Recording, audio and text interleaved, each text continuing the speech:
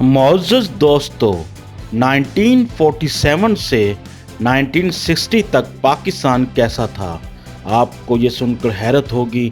1960 की दहाई में पाकिस्तान सुपर पावर बनने जा रहा था, क्योंकि ये वो दौर था जब खून जिगर देकर पाकिस्तान को तामीर करने वाले लोग अभी ज़िंदा थे।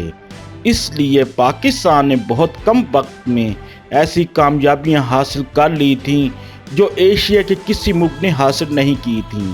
पाकिस्तान ने ये कामयाबियां कैसे हासिल की और फिर क्या वजह थी आज पाकिस्तान एक भिखारी मुल्क बन गया है, आप सब कुछ इस वीडियो में जान सकेंगे। सबसे पहले इंफॉर्मेटिव वीडियो के साथ मैं खुरम शहजाद और आप देख रहे हैं सिटीजन टूरिस्ट। जिन दोस्तों ने अभी तक मेरा ये चैनल सब्सक्राइब नहीं किया वो सब्सक्राइब कर दें ताकि मेरी हर आने वाली वीडियो आपको बर वक्त मिल सके।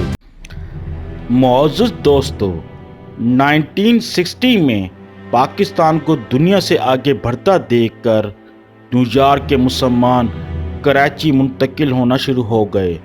आखिर वो कौन सी कामयाबियाँ थीं जिसकी वजह से पाकिस्तान सुपर पावर बन जाता?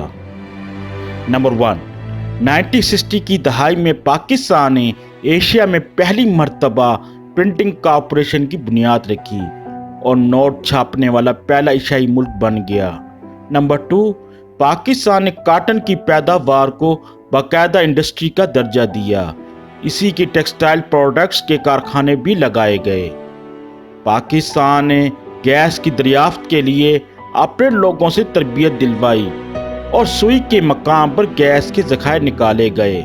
नंबर 4, क़याम पाकिस्तान के वक्त ज़्यादातर कारोबारी तबका हिंदू और सिख था, लेकिन पाकिस्तान का PIDC डिपार्टमेंट ने नामवर मुसलमान ताजर और इंडस्ट्रियल टाइकून पैदा किए।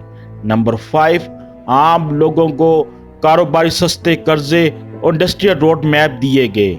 नंबर 6, पाकिस्तान ने असला साज कंपनी बनाकर अपने मुल्क का दफा मुस्तहकम कर दिया।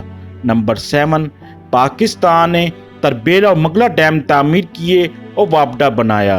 नंबर 8, पाकिस्तान ने 1960 तक एशियाई ममालिक को कर्जे देने वाला पहला मुल्क बन चुका था।